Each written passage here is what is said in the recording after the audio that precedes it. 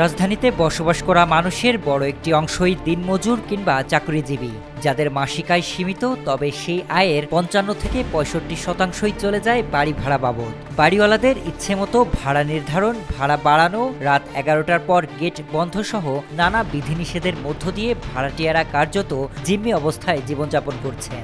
এমন অবস্থায় প্রথমবারের মতো ভাড়াটিয়াদের অধিকার সুরক্ষায় সরাসরি হস্তক্ষেপ করল ঢাকা উত্তর সিটি কর্পোরেশন ডিএনসিসি।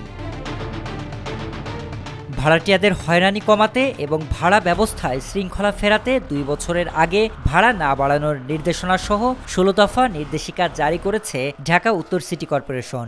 মঙ্গলবার রাজধানীর গুলশান ২-এর নগর ভবনে এক সংবাদ সম্মেলনে এই নির্দেশিকা প্রকাশ করেন ডিএনসিসির প্রশাসক মোহাম্মদ এজাজ। সংবাদ সম্মেলনে মোহাম্মদ এজাজ বলেন, যারা জানুয়ারিতে ভাড়া বাড়ানোর কথা ভাবছেন তাদের জন্য স্পষ্ট করে বলছি, ভাড়া বাড়ানোর সময় জুন-জুলাই। বাড়ি ভাড়ার উপর ভিত্তি করে এই সিটি কর্পোরেশনকে ট্যাক্স দিতে হয়, তাই যে হারে ট্যাক্স দেবেন সেই হারেই ভাড়া বাড়াতে হবে।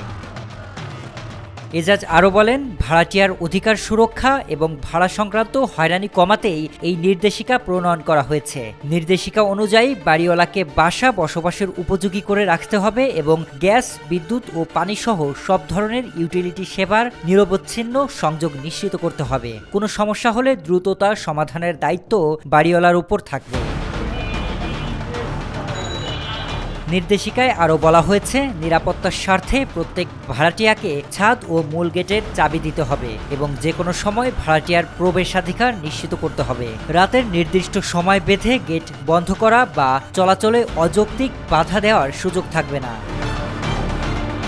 ভাড়া সংক্রান্ত লেনদেনেও স্বচ্ছতার উপর জোর দেওয়া হয়েছে। প্রতি মাসের ১০ তারিখের মধ্যে ভাড়া পরিশোধ করতে হবে এবং বাড়িওয়ালাকে লিখিত ও স্বাক্ষরযুক্ত রসিদ দিতে হবে। একই সঙ্গে ভাড়া নেওয়ার সময় ১ থেকে ৩ মাসের বেশি অগ্রিম অর্থ নেওয়া যাবে না।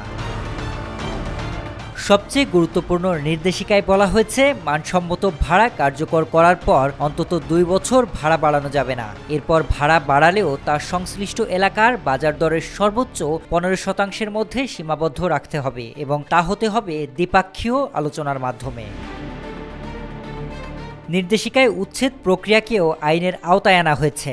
ভাড়া পরিশোধে ব্যর্থ হলে আগে মৌখিক সতর্কতা, এরপর লিখিত নোটিশ দিতে হবে। আবাসিক ভবনের ক্ষেত্রে ২ মাসের নোটিশে উভয় পক্ষই চুক্তি বাতিল করতে হবে।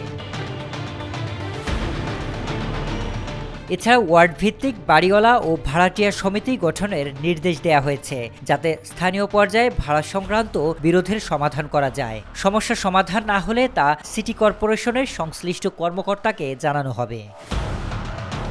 ডিএনসিসির আশা, এই নির্দেশিকা বাস্তবায়নের মাধ্যমে ঢাকায় একটি সুশৃঙ্খল, স্বচ্ছ ও মানবিক ভাড়া ব্যবস্থা গড়ে উঠবে, যেখানে ভাড়াটিয়ারা আর নিজেদের অসহায় বা জিম্মি মনে করবেন না।